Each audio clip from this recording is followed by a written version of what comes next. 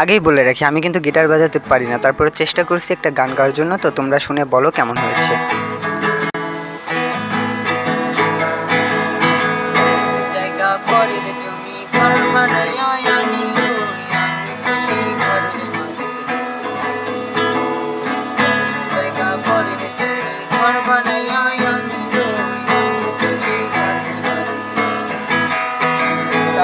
খানাজার জমিদারি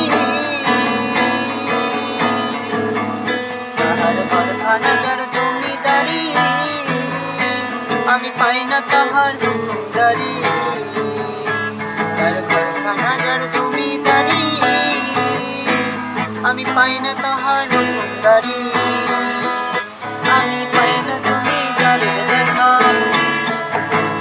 পাই না জমিদারের